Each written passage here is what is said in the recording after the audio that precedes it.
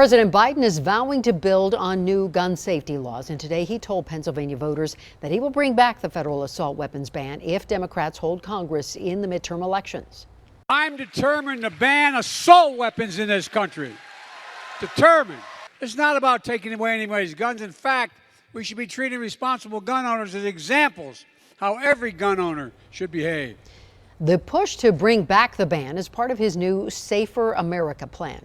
The $37 billion proposal would increase the number of police officers in the country, crack down on violent crime, and invest in services that address the root causes of crime. The city of Boulder is voluntarily pausing enforcement of its bans on assault weapons in large capacity magazines.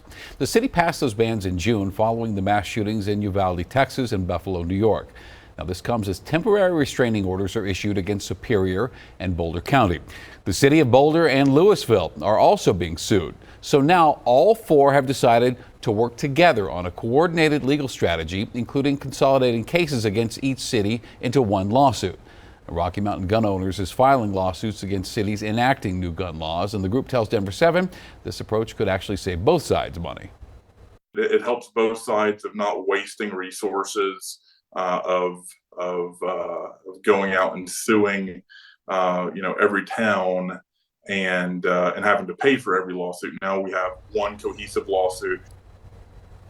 Now, Boulder, Superior, Louisville, and others are coming up with these new rules after Colorado lawmakers passed a preemption law last year. It allows localities to come up with stricter gun laws than the state, but not looser ones. So now the town of Lyons is trying its hand at gun reform, and Megan Lopez tonight shows us how its proposed ordinance is different than the others.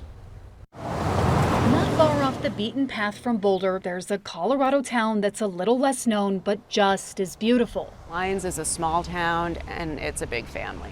Only 2,000 people or so call Lyons home, but they welcome just about anyone. It's a wonderful place to visit, and we really love welcoming visitors. Soon, though, not someone, but something might not be as welcome. We want to keep our town safe, first and foremost. That's Holly Rogan, the mayor of Lyons. After cities like Boulder, Louisville, and Superior enacted gun restrictions of their own, Lyons is now considering a proposal to ban firearms in some places. First, open carry would be prohibited in public spaces, but it would be allowed in private businesses, and the guns would be allowed in people's cars and homes. It will not change anything for people who have a concealed carry permit. Second, the town would ban the sale of firearms and ammunition in the downtown commercial district. They're right for the town of Lyons.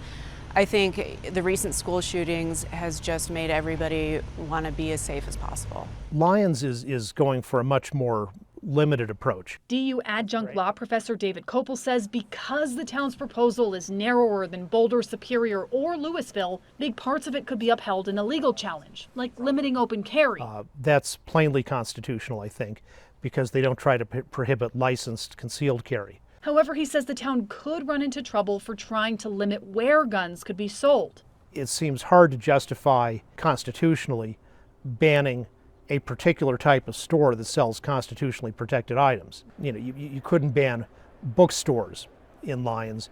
You couldn't ban stores that sell religious items. The Constitution treats them all equally. Rocky Mountain Gun Owners is behind the lawsuits in other cities. They say they're reviewing the Lyons proposal. But it is significantly different. Our attorneys are looking that over. If it makes sense to sue them, we will. Taylor Rhodes says it doesn't matter how small the town is. He wants to protect Second Amendment rights. I've been talking to members in Lyons of what they can do to fight back against the gun control efforts. So soon, this tiny town could be in for a big fight, just like its neighbors. Megan Lopez, Denver 7. And the town has a second reading set for next Tuesday, and the public will have a chance to weigh in then.